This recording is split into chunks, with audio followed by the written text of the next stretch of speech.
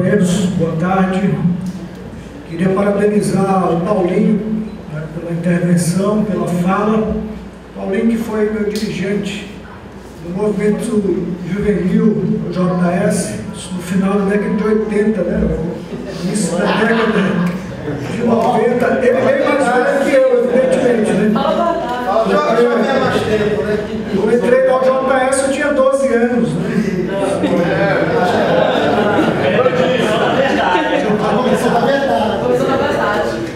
Eu queria saudar os companheiros pela intervenção, por Teres, que também tem mais de 40 anos de militância, né? Então, militância política.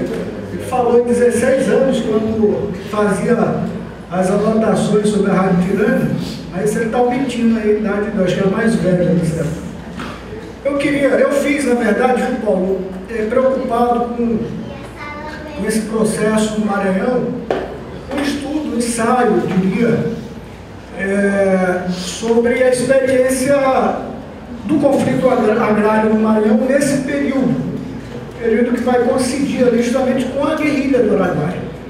Eu diria que é um ensaio, porque é a partir de relatos e documentos, fundamentalmente da Igreja Católica, da Pastoral da Terra, que vai se ater a estudar essa situação nesse período, que escreve, que reúne documentos sobre esse período importante da vida do povo brasileiro e, fundamentalmente, sobre a experiência da resistência dos camponeses na região do Pindaré. Esse documento, na verdade, ele foi minha monografia de conclusão do curso de História da Federal, dessa universidade. A gente vai precisar aprofundar, evidentemente, esse trabalho de pesquisa pela necessidade que nós temos de reunirmos mais informações sobre esse período. E diria que a Comissão da Verdade é um momento singular, nasce num momento particular e singular da vida brasileira, e que é preciso ressaltar a comissão como um instrumento fundamental no processo de aprofundamento desse debate sobre a história da resistência do povo brasileiro à maior ditadura dessa nação. Então, quero ressaltar isso, evidentemente, que é preciso olhar a atualidade desse processo, porque a fala do Paulinho aqui é muito importante na medida que a gente precisa entender os reflexos profundos desse processo para a nação, para a história desse país, porque eu diria que a guerrilha foi um dos maiores eventos patrióticos em defesa, né, da democracia brasileira. Então, a Comissão da Verdade, que o Paulinho faz parte, é fundamental, e o governo Dilma, né, inaugura esse momento importante da vida nacional e que nós precisamos valorizar esse espaço, esse fórum, inclusive no Maranhão, buscando também assento nesse debate, porque o Fórum do Maranhão precisa ser criado para compor esse debate e essa pesquisa sobre esse processo. É isso. Muito obrigado.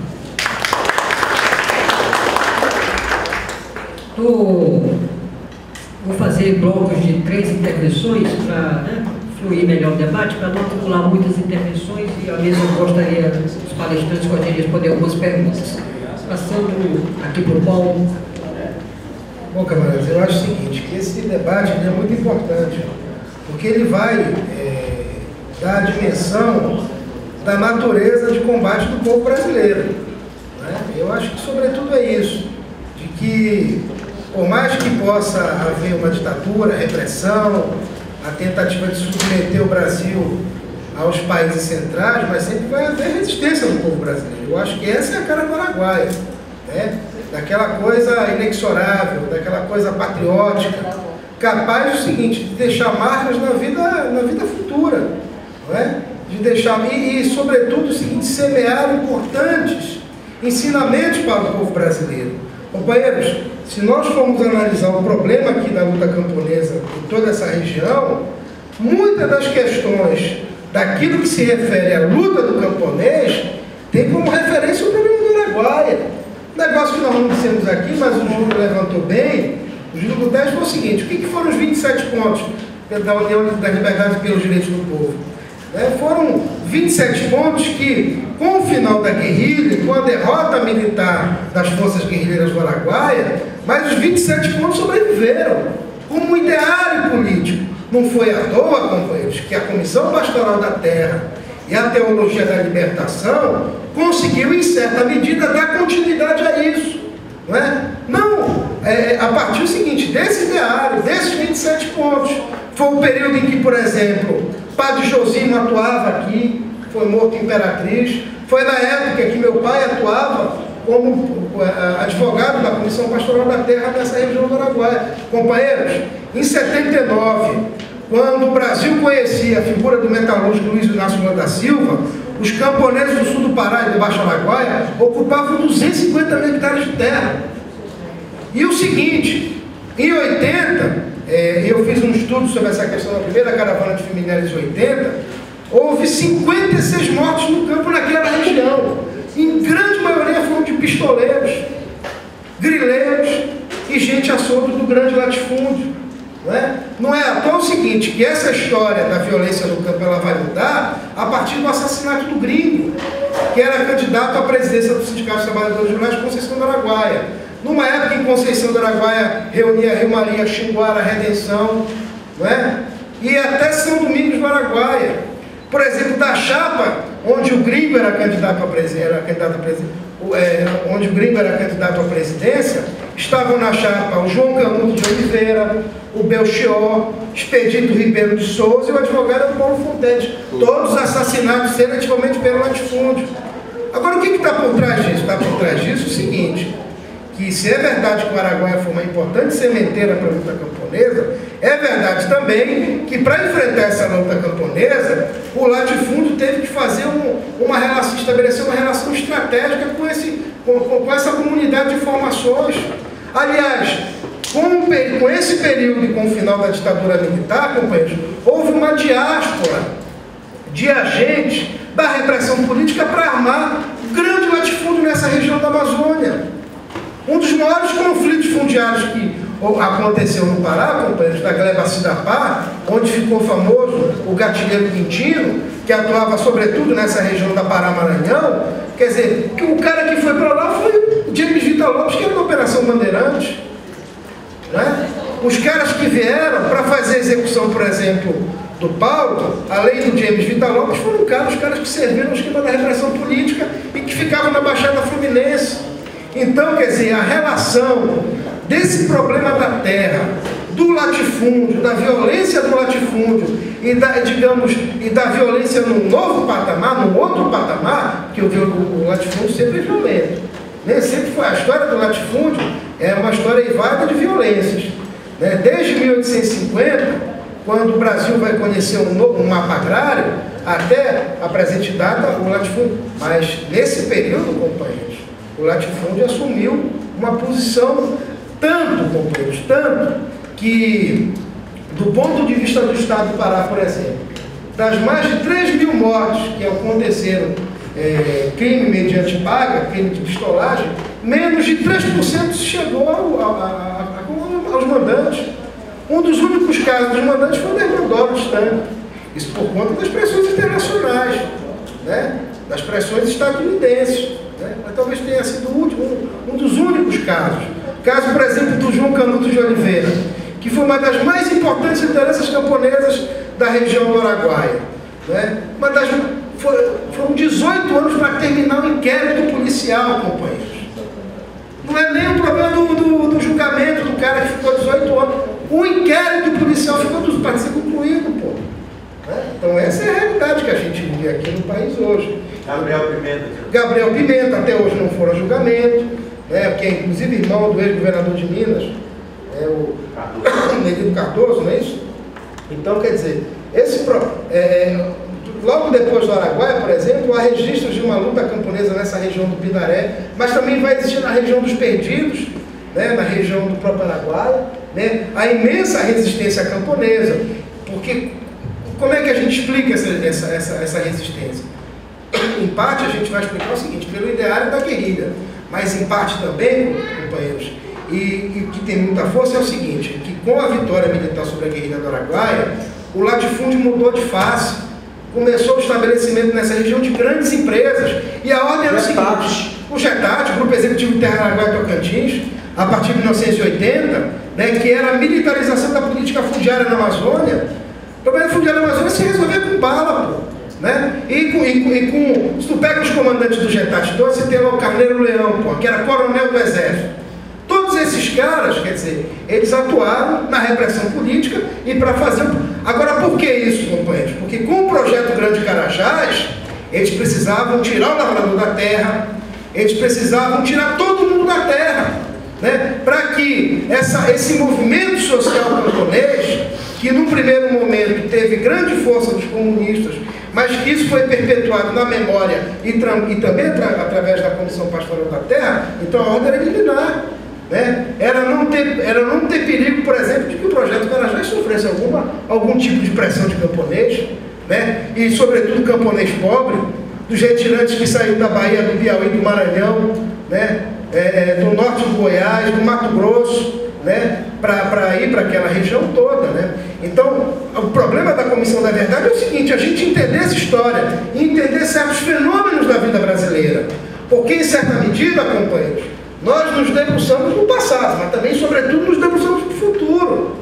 Né? Para entender esses fenômenos é o seguinte, e para não permitir que eles ocorram mais. Né? Não permitir que eles... para vacinar a consciência democrática dos brasileiros. Né? Então, isso, agora é o seguinte, quais são os limites da Comissão da Verdade? Aqui existem 3 categorias, os que não acreditam em nada, os que acreditam...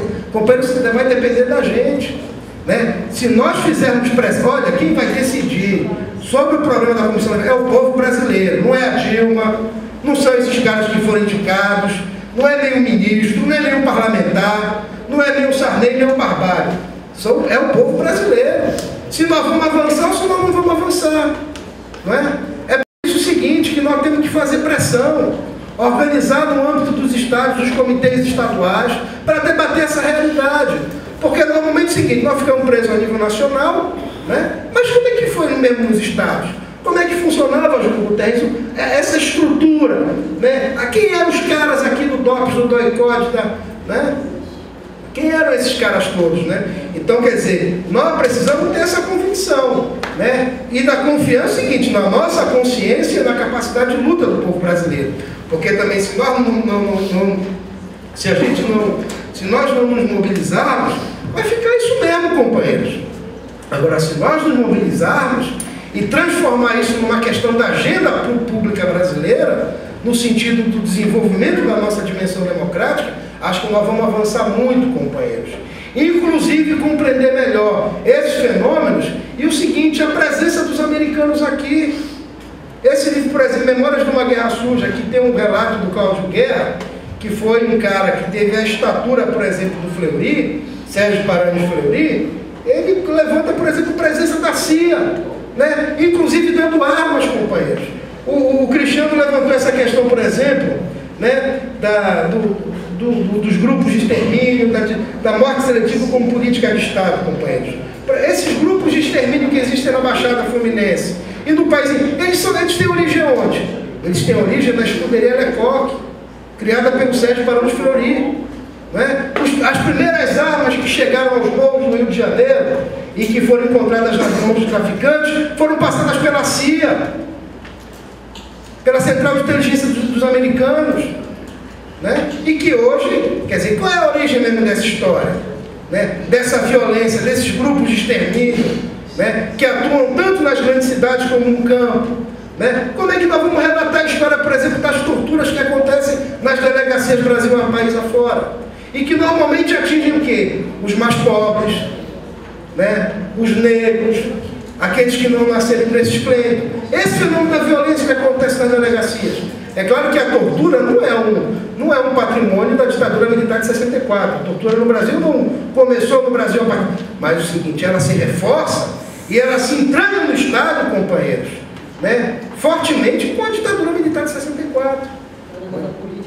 da política do Estado, que ela sobrevive, ela permanece, né? Muitos agentes da repressão política, companheiros, depois da ditadura, foram para os ministérios, né? Foram para os ministérios, foram para Vale do Rio Doce, foram para a Capene, e estão aí sobrevivendo até hoje, companheiros. Então, até hoje, a viúva está pagando o salário desse pessoal. E pagando o salário, para que, inclusive, eles continuem a queimar documentos, promover ameaça, como as ameaças que ocorreram lá no Rio de Janeiro, ao Grupo Tortura Nunca Mais, como o assassinato do Raimundo Pretinho, ou Cacaúba, que nós também conhecemos ele como Raimundo Cacaúba, que foi assassinado, das ameaças que têm ocorrido, né? E o que chama a atenção é o seguinte, é que o Estado brasileiro, companheiros, por mais que faça muita agitação, mas é preciso avançar mais. Porque, para teres uma ideia, há mais de um ano nós estamos denunciando esse negócio de ameaça. Há mais de um ano. Nós entramos no negócio de proteção a defensores de direitos humanos. Mas aqui não tem nem quadra, pô, não tem um inquérito concluído, né? Porque é o seguinte, é preciso ter pressão da sociedade brasileira, né? Tem as entrevistas que os caras estão dando aí muito focadas. Então os caras falam. Mas eu acho que essa questão deles falarem é o seguinte, eu acho que eles têm que falar mesmo, sabe? E acho que nós temos que ficar olhando esse negócio e olha, isso aqui nos interessa, isso aqui não nos interessa. Né? Porque eles estão se delatando. Porque como o barco está afundando, companheiros, eles começam a se denunciar. Né? Por exemplo, as ameaças começaram na região lá do Araguaia, quando nós pegamos o depoimento dos ex-soldados. Aliás, se falasse bem do Exército Brasileiro, é claro que nós não vamos fazer aqui, nós olhamos a questão do ponto de vista histórico, né? É claro que o Exército Brasileiro daquela época é diferente do Exército de hoje, né? Mas, por exemplo, tu pegas a formação militar, é a mesma coisa. Ainda tem esse negócio de cortar a cabeça de guerrilheiro, não é? Por exemplo, a gente teve uma experiência com o Exército, seguinte, 3 anos de atuar junto do Exército. Nos 2 primeiros anos, quando a gente estava tateando a coisa, nós éramos muito colegas, muito bem obrigados. Mas quando não começou a pegar o feio, começou a estreitar. Né? Porque nós achamos, inclusive, o seguinte, que tem gente, ainda dentro das Forças Armadas, que procura manter a coisa como está. Né? Em 2004, nós temos o relato da última Operação Limpeza, dentro de uma base militar, base de Selva Cabo Rosa, em Marabá. Né? Então, quer dizer, isso é um problema das instituições brasileiras e da capacidade de nós democratizarmos a questão. E, por fim, companheiros, levantar o seguinte, essa questão que o Júlio Pinheiro levantou, né? Essa questão relacionada às questões aqui na região. Nós precisamos conhecer mais, sabe? Esse negócio, por exemplo, dessa luta do Pindaré, me parece que tu é um dos únicos pesquisadores a tratar desse tema. É um negócio que nós temos que avançar muito, né? E porque é o seguinte, essas operações, elas são, os relatos, os dados oficiais quase não existem. Aliás, em 96, 97, eu fui fazer um depoimento na Comissão de Mortos Aparecidos. Em 97, isso há quase 15 anos atrás, fui fazer um depoimento lá na Comissão de Mortos Aparecidos, nós havíamos encontrado fotografias e tal, e até aquele momento os caras não reconheciam a guerrilha do Araguaia, né? Aliás, até hoje, companheiros, em certa medida, né? Até hoje, quer dizer, o problema é que a força dos fatos, ela é tão grande que eles não têm como fugir disso, né? Mas é um debate importante que nós precisamos fazer, né? É isso que eu queria levantar.